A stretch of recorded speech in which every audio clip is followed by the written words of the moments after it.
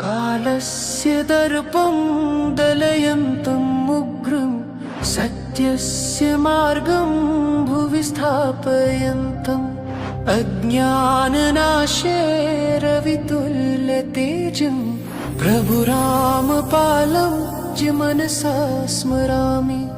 हे कबीर करुणावतार सतगुरु गणपधारे परमेश्वर,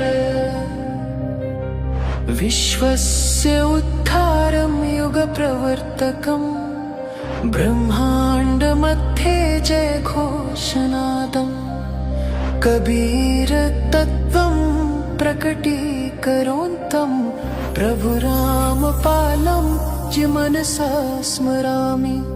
हे कबीर करुणावतार सतगुरु गणपधारे परमेश्वर,